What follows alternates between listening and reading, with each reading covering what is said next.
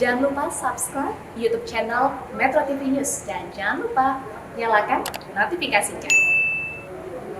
Pemirsa, aksi heroik polisi anggota Polsek Candipuro bernama Bribtu Ismail di lokasi guguran awan panas Semeru beredar di media sosial. Bribtu Ismail pada saat itu mengimbau para sopir truk pasir untuk meninggalkan lokasi pada saat terjadinya bencana Gunung Semeru. Cuaca sangat gelap. Raya Pak, yang ada di sini Pak. Ayo Pak. Keluar Pak. Keluar Pak. Saat terjadinya guguran awan panas Semeru, Bribtu Ismail menghalau penambang dan sopir truk pasir agar menjauh dari lokasi tambang. Pada saat itu sekitar pukul 14 waktu Indonesia bagian Barat, ia mendengar ada informasi bahwa ada peningkatan debit air dari pusat pemantauan Gunung Sawur. Bribtu Ismail bersama dengan rekannya pada saat itu, Adri Amar Patria, mendapatkan perintah dari Kapolsek Candipuro untuk memantau aliran lahar setelah adanya getaran banjir yang sangat besar. Namun pada saat tiba di lokasi, ia menemukan bahwa masih banyak truk pasir dan para penambang yang mencari pasir. Sudah dipastikan erupsi ini Pak Mel? Masih belum bisa dipastikan, cuma dari segi untuk awan panasnya sudah kelihatan. Dan ini sudah hujan abu sini Pak ya? Betul. Ini sudah hujan abu. Ayo Pak, ayo. Ya, ini hujan abu teman-teman. Pemirsa, untuk mengetahui seperti apa perkembangan pencarian korban hilang di tambang pasir, kita akan membahasnya bersama dua narasumber. Ada relawan Barisan Reaksi Cepat atau Baret Garda Pemuda Nasdem, Radit, serta anggota Polsek Candipuro, Bribtu Ismail. Pak Ismail dan juga Mas Radit, selamat malam. Selamat malam. Baik, kita ke Pak Ismail terlebih dahulu. Pak Ismail, aksi Bapak dalam mengimbau para supir truk pasir untuk meninggalkan lokasi sesaat sebelum terjadinya erupsi ini viral di media sosial. Bagaimana awalnya Pak Ismail bisa sampai ke lokasi tepat sesaat sebelum terjadinya bencana, Pak?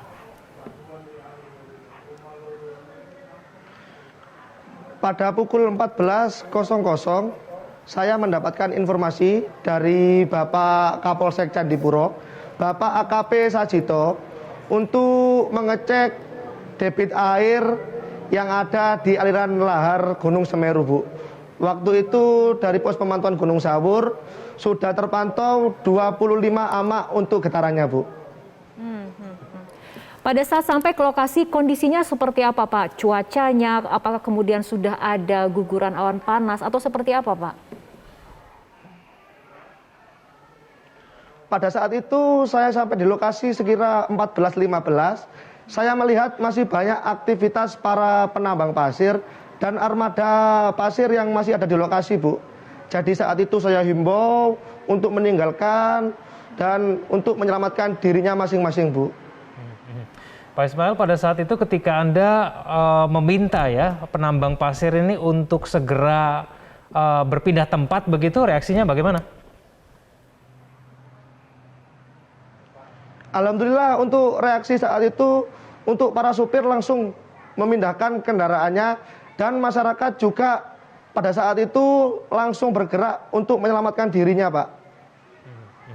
Tapi pada saat itu Pak Ismail sudah tahu bahwa Gunung Semeru ini erupsi begitu?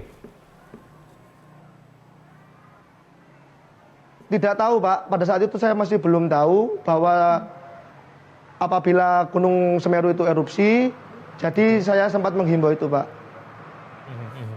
Jadi tanda-tanda yang Mas Ismail lihat di Gunung Semeru begitu kan bisa kita lihat ya di tampilannya itu asapnya sudah membumbung tinggi. Nah itu apa saja nih tanda-tanda yang dilihat oleh Pak Ismail di sana? Pada saat itu memang untuk awan panasnya sudah mulai turun dan debu sudah turun semua, Pak. Jadi untuk penglihatan pandangan tidak kelihatan, Pak, untuk pandangan itu. Baik, itu adalah bagaimana situasi awal sesaat sebelum terjadinya erupsi, di mana Pak Ismail sempat menghimbau kepada para penambang pasir untuk mengevakuasi dan menyelamatkan diri sendiri. Kita ke Mas Radit. Mas Radit, di saat-saat awal seperti itu tentunya kondisi personil, alat sangat terbatas. Bagaimana sebetulnya langkah relawan dalam berupaya secara maksimal mengevakuasi ataupun mencari para korban yang terdampak erupsi ini? Gini Mbak, ketika kami pertama masuki wilayah yang terdampak khusus, kalau saya kebetulan ditugaskan oleh SAR gabungan menangani wilayah Curah Koboan. Curah Koboan juga terdampak parah juga di sana, paling parah juga, banyak korban warga yang meninggal di sana. Nah, di sana itu pertama kami masuk, kondisinya sangat parah sekali, artinya jalan yang menuju akses ke lokasi tersebut masih banyak pohon melintang.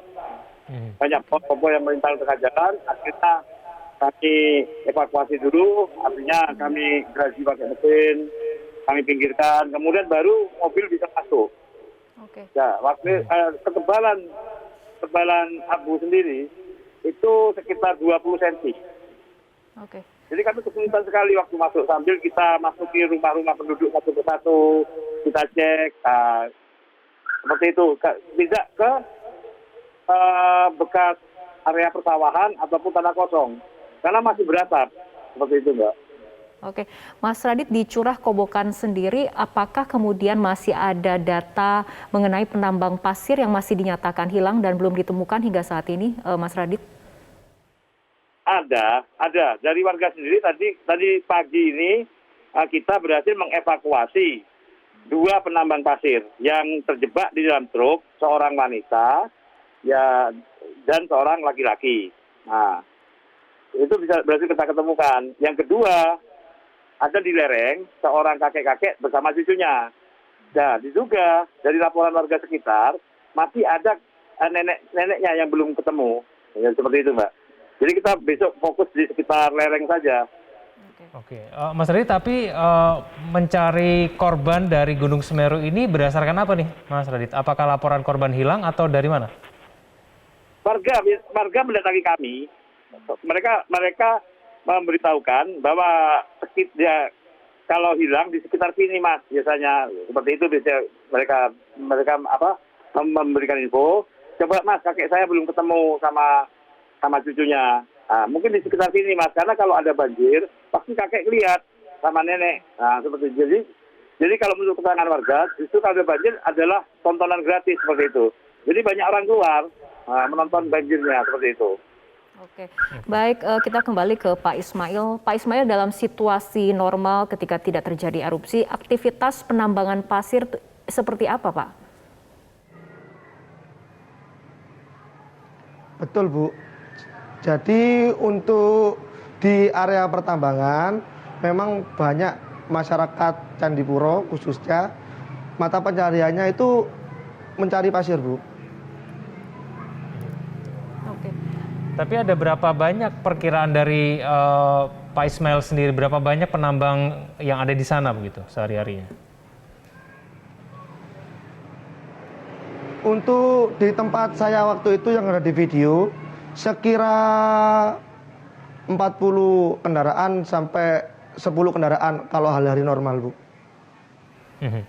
Apakah bisa dipastikan Pak Ismail bahwa dari peringatan Pak Ismail itu semuanya berhasil menyelamatkan diri?